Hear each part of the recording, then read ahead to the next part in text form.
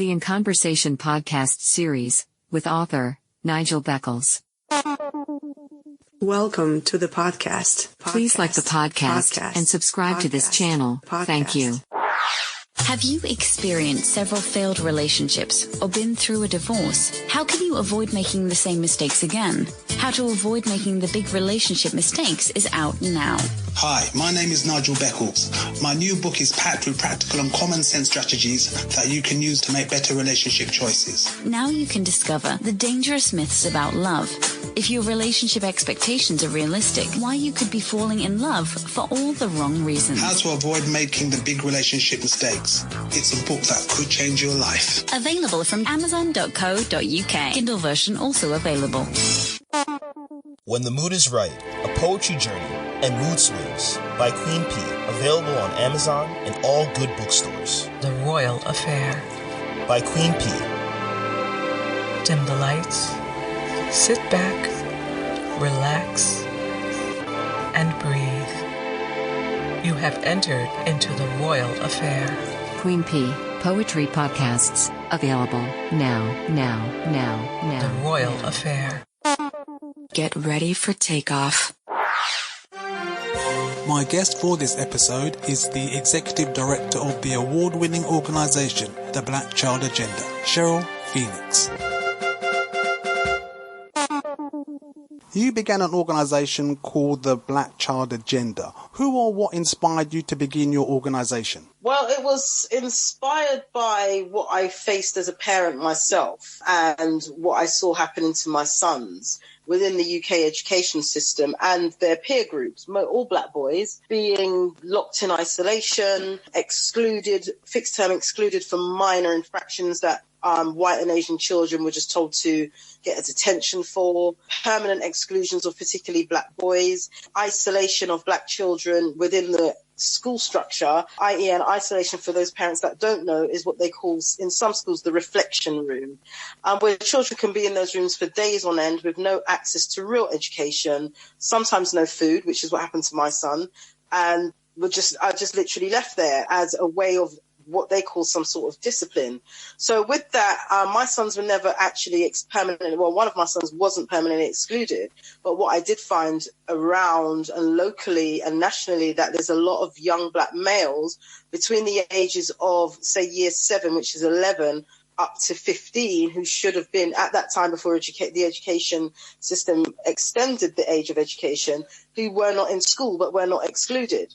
So myself and a Guardian reporter for 18 months worked on a report and an article tracking and looking at what was going on amongst black children within the education system, failings and exclusions, and those with SEN. So that was the inspiration behind it, and I haven't looked back. So how long has your organisation been going? When did you start it? I started back in 2011, between 11 and 13, unofficially. So it was just me answering millions of calls based on a few articles that were put out in the mainstream press. And then I officially registered myself only about 2 years ago, to be fair, because, you know, it grew so fast, so quickly. I needed to have, you know, something as an establishment rather than just an individual. So, yeah, I've been going for a long time, representing parents and young people through the courts, via schools, etc., etc. So, yeah. So what type of issues does your organisation tackle? We tackle everything from education. What it is, I have a lot of solicitors, barristers who support the work that we do, some on a pro bono basis and some they can get legal aid, and some are fee paying.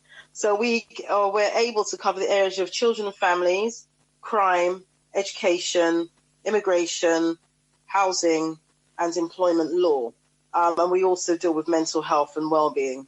So those are the areas that we tend to cover, because what we found is that one led to the other. If a parent's working full-time but being called to go down to the school every single day, eventually he or she will lose their job. If they lose their job, eventually they'll more than likely lose their home. Social services will tend to get involved, and you just see the knock-on effects of a teacher or teachers within a school constantly calling a parent, and this could lead to a whole family structure and breakdown.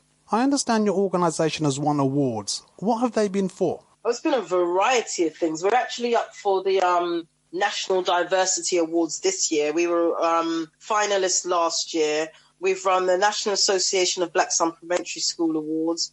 We've won a TAR Award, which was last year, for being one of the leading organisations dealing with black children and community. There's so many, I can't even see them in my cabinet because they're just filled with awards from all different organisations. Yeah, and they're there. So it's nice to be acknowledged. You know, a lot of the time, even with the PATAR Award, I was at another event actually speaking, and then everyone started whispering and looking at me, and then these guys walked in with this huge award. It's absolutely massive. And a certificate. So that was really nice. And like I said, it is nice to be recognised for the work you do, because what I do does have a bit of it's a bit of a thankless task, but I'm not doing it for the love or the likes. I'm not doing it for the likes. I do it because I love what I do, and I love challenging the system and winning. Well, it must be very satisfying, and it must feel very satisfying as well to actually be acknowledged for the work that you do. Well, absolutely, definitely, because even despite all the calls, like I have a lot of parents who are desperate. They don't know where to go, what to do, where to turn to. And once you fix the issue, you don't hear from anyone again. And I don't really expect to, thanks very much.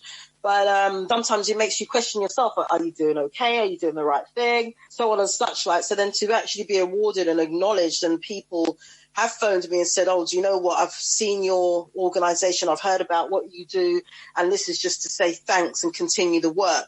Those little things or those phone calls are really nice when you do get them. So, Cheryl, what other plans do you have in terms of your future and the future of the organisation? Well, one of the ones we have is to go slightly more internationally. It's not necessarily going to be on the scope of the Black Child Agenda, but it will be dealing with us as a people on the continent of Africa and our young people.